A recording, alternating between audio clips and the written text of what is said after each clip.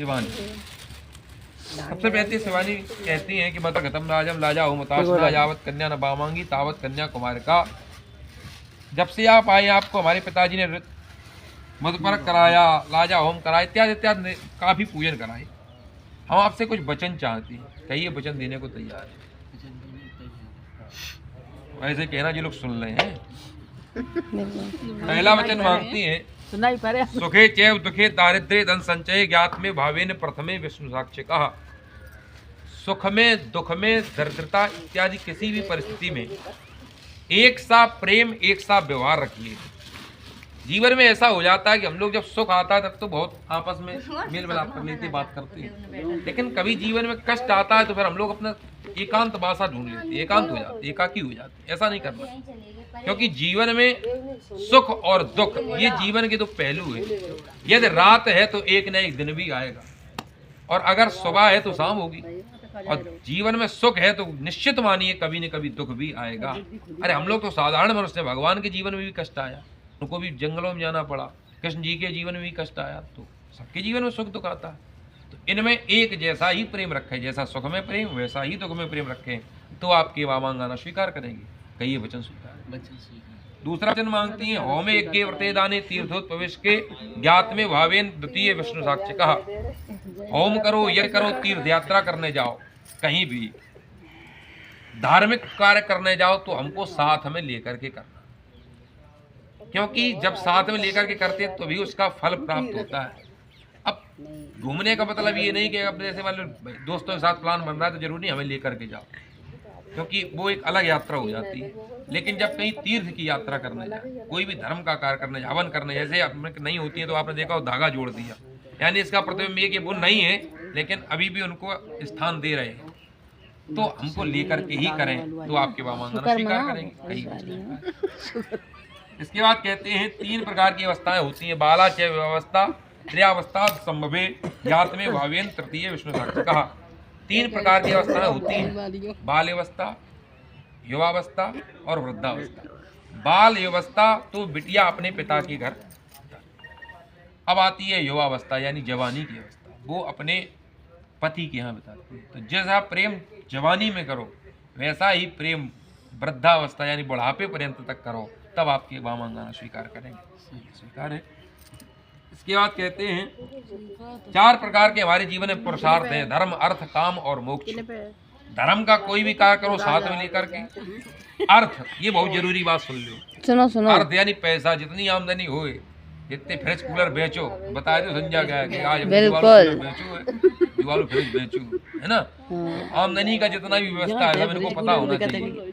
इसके बाद कहते हैं काम यानी पुत्रोत्पत्ति का साधन हमारे साथ करें। और अंत में जो मानव का जीवन का सार है, हम लोगों का जो मानव, इसका केवल एक ही उद्देश्य है कि हम लोग भगवत प्राप्ति के लिए जन्मे। नहीं तो बहुत सी योनियां हैं, 84 लाख योनियां हैं, लेकिन मनुष्य की योनि भगवत प्राप्ति के लिए ही प्राप्त होती है, ऐसा हमारे सनातन धर्म में माना जाता है।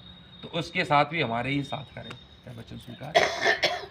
इसके बाद कहते हैं गौ इत्यादि पंचानाम पशुनाम क्रय विक्रय। 5 प्रकार के पशु बताए गए हैं, गाय भैंस घोड़ा बकरी इत्यादि इत्यादि। ये हमारी सलाह से खरीदो। पहले तो गाय भैंस खरीदते थे लोग, आजकल ले आते हैं कुत्ता, यानी जमाना बदल गया है। तो वो लाओ तो हमसे पूछ के लाओ, नहीं तुम ले आए पपी टमी बोला जाता है, वो तुम ले आए और फिर इनने कही तो गड़बड़ हो जाएगा, है ना। तो पहले इनसे सलाह ले लो, कहिए वचन स्वीकार है। इसके बाद कहते हैं वर्षा काल से लेकर के 6 ऋतुएं होती हैं, गर्मी सर्दी बरसात इत्यादि इत्यादि। ऋतु ऋतु के भोजन और ऋतु के वस्त्र बनाओ। अब जैसे इस समय सर्दी चल रही है तो सर्दी के भोजन, अब गर्मी हो तो तुम बादाम ले 5 किलो रख दे, लो बादाम खाओ, इन्हें तो दिक्कत है जी। तो गर्मी में गर्मी के अनुसार, और प्रयास ये करो रोज 1 डेयरी मिल्क खवाओ, हाँ तो खूब खुश रहे जो, है ना। हाँ तो ऋतु ऋतु का भोजन और ऋतु ऋतु के ही वस्त्र देने का प्रयास करें, कई वचन स्वीकार है। इसके बाद कहते हैं अन्न ग्रह सखी संगे आवतिष्ठमाम प्रभो। ये सबसे महत्वपूर्ण वचन है। इस वचन का पालन करते हैं तो ये निश्चित मानिए आपके जीवन में कभी कलह नहीं होगी। अन्न ग्रह सखी संगे आवतिष्ठमाम प्रभु। अगर हम कहीं भी अपनी सहेलियों के साथ बैठी हों तो माताओं का स्वभाव होता है कि हम बैठी हैं तो अपनी काव नन्नई की बुराई करने लगे, है ना, काव खसबू की बुराई करने लगे, काव सास ही बुराई करने लगे, और तुमने सुनी तो मैं लाल तो फिर गड़बड़ हो जाएगा। उस समय शांति थोड़ी रखो, क्योंकि अगर आप समाज में हमारा अपमान करेंगे तो इसमें आपका भी अपमान है। लोग कहेंगे अरे रोहित की बहू है ना। लेकिन हाँ, अपने जब कमरा पे आ जाओ फिर तो ठीक है, तुम जो समझो करो जैसी दादी, लेकिन समाज में हमारा कभी भी अपमान न करें, कहिए वचन। इसके बाद कहते हैं जब ये वाले वचन मांग लिए, सीधा रखिए, सीधा रखिए आप कंधे पर। देखो भैया फोटो खिंचा लो, फोटो बहुत जरूरी है। इसके बाद कहते हैं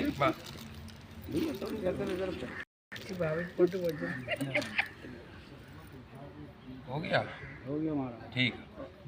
अब जब माता पार्वती ने तो मांग ली वचन, भोले बाबा ने तुमने तो मांग लिया, हमको चाहिए। तुमने कहा ठीक है महाराज, तुम मांग लो। भोले बाबा ने कि तुमने मांगे 7, हमें दो 7 दूनी 14। या पार्वती महाराज मतलब ठीक कर, भागन को बोला खाया है का, आराम से मांगो। तो ब्रह्मा जी बैठे थे, उन्होंने कहा एक काम करो आप 5 मांग लीजिए। तो 5 वचन में पहला वचन मांगती हैं उद्याने। उद्यान कहते हैं जंगल को, उद्यान कहते हैं आधी रात्रि को, उद्यान कहते हैं मध्याह्न दोपहर 12 बजे के समय। इस समय कभी भी स्त्री को घर से बाहर नहीं जाना चाहिए, क्योंकि अगर मान लो रात में आप जा रहे हो तो चोर डकैत कुछ भी हो सकता है।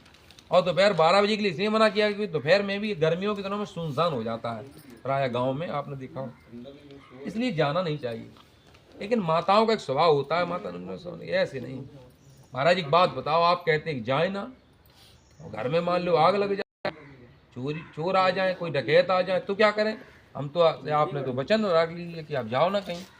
तो भगवान शंकर ने बताया आपत्ति काले मर्यादा नास्ते। आपत्ति काल का जब समय आता है तो फिर मर्यादा का कोई महत्व तो नहीं है। जैसे 13वीं का संस्कार 13 दिन में ही किया जाना चाहिए, लेकिन जब आपत्ति का समय है तो जब हो सके उस काल में उस कार्य को करना चाहिए, उसमें कोई दोष नहीं। इसके बाद दूसरा वचन मांगते हैं मध्यपाने। मतवाला होता है शराबी पुरुष और मतवाला होता है हाथी। अच्छी स्त्री को चाहिए, आप लोग भी ये बात सुने, कि शराबी पुरुष के सामने कभी जाना नहीं चाहिए। क्यों नहीं जाना चाहिए? जब 65 वालू चढ़ो होते तो होश नहीं रहा था, है ना, कि क्या कर रहे क्या नहीं कर रहे। उस समय स्त्री को पुरुष के सामने जाना नहीं चाहिए। लेकिन माता पार्वती ने पुनः एक प्रश्न चिन्ह लगा दिया, बोले महाराज एक बात बताओ, आप कहते हो जाना नहीं चाहिए, लेकिन हमारे यहाँ भगवान गणपति का पूजन किया जाता है और महालक्ष्मी का व्रत होता है, तो सभी मैया गणेश जी का पूजन करती हैं, हाथी का पूजन करती हैं, तो करें कि न करें?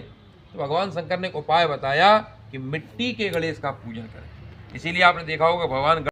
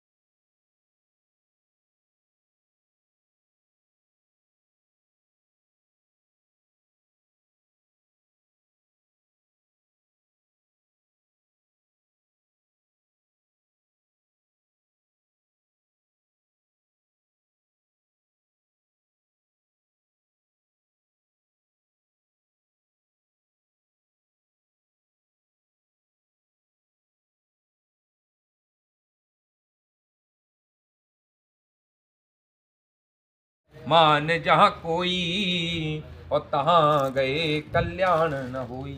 अगर तुम्हारा पीहर में कोई विरोध मानता हो, तुम्हारी भाभी तुमसे लड़ाई मानती हो, भैया तुमसे द्वेष मानते हो, तो फिर कदापि जाना नहीं चाहिए। और शास्त्र तो यहाँ तक कहता है आवत ही हर से नहीं और नैनन नहीं स्नेह, तुलसी तहाँ न जाइए चाहे कंचन बरसे। जहाँ आपका सम्मान न हो, जहाँ आपकी इज्जत न हो, वहाँ पर चाहे कितना भी पैसा पड़ा हो। अब कोई रसगुल्ला खिलाए और मुंह सकोड़े तो बताओ तो रसगुल्ला अच्छी लगेंगी? वो रसगुल्ला अच्छे नहीं लगेंगे। जब आपका जहाँ पर सम्मान हो उस स्थान पर जाना चाहिए, सम्मान नहीं है तो कदापि नहीं जाना चाहिए। कई वचन स्वीकार। इसके बाद कहते हैं शास्त्रे। शास्त्र में अपना पति भले ही कम पढ़ा लिखा हो ये तो हमारे संग ही पढ़े हैं, तो कोई दिक्कत नहीं है, इनकी पढ़ाई पूरी हो चुकी है। लेकिन अगर कम भी पढ़ा है तब भी अपने ही पति की प्रशंसा करनी चाहिए। तो माता पार्वती ने पुनः कहा, बोले महाराज जब पंडित जी प्रवचन करते हैं, कथा कहते हैं, कोई भी अच्छी बात कहते हैं तो सभी माताएं कहती है देखो पंडित जी कितने अच्छे प्रवचन कर रहे हैं, क्योंकि हम अपने पति की प्रशंसा करने लगे। पंडित जी कछु नहीं जानते हैं, हमारे रोहित बहुत कछु होशियार है। नहीं, ऐसा नहीं। जब तक आचार्य अपने आसन पर बैठा होता है तो लिखा है व्यासाय विष्णु रूपा, भगवान का अंश आचार्य के अंदर होता है। लेकिन जब आचार्य अपना आसन छोड़ दे तो फिर वो भी साधारण ही मनुष्य हो जाते हैं। हालांकि लोकाचार्य पंडित जी तो है ही, लेकिन सम्मानित तो है, लेकिन वो भाव जो आसन पर है वो भाव नहीं। इसलिए अपने पति की प्रशंसा करनी चाहिए। इसके बाद 5वां वचन मांगते हैं वस्त्रे। अपने पति के ही वस्त्रों की प्रशंसा माता को करनी चाहिए। क्यों? क्योंकि सुहागवती माता को चाहिए अपने पति की प्रशंसा करें। माता पार्वती ने फिर से एक प्रश्न किया, महाराज जब दूल्हा वर्ण करने आते हैं तो सभी कहते हैं दूल्हा बहुत सुंदर है, क्योंकि हम कहने लगे नहीं हमारे वाले ज़्यादा अच्छे हैं। लेकिन दूल्हा के सर पर जब तक मोहर अभी बताए ना, तो उनमें भगवान का अंश होता है। इसलिए सभी माताएं उनका पूजन करती हैं, सभी उनका आरती करती हैं। लेकिन जब मोहर उतर जाए तो फिर अपने ही पति की प्रशंसा करनी चाहिए। और स्त्री को चाहिए केवल अपने ही पति का पूजन करे। अपने ही पति को यदि देवता मान करके स्त्री चलती है तो उसे किसी भी तीर्थ जाने की आवश्यकता नहीं है, कोई मंदिर जाने की आवश्यकता नहीं है, कोई व्रत करने की आवश्यकता नहीं है। और केवल उनके लिए बताया एक ही धर्म एक व्रत नेमा, काय वचन मन पति पद प्रेमा। जो स्त्री अपने पति के चरणों की अनुरागिणी होती है उसे कहीं जाने की आवश्यकता नहीं है। शास्त्र में अनेकों उदाहरण है, लेकिन समय की एक अपनी सीमा होती है, समय के अनुरूप। बोलो वाक्य बिहारी लाल की जय। खड़े हो जाओ दोनों लोग, हाथ में दोनों ले लो।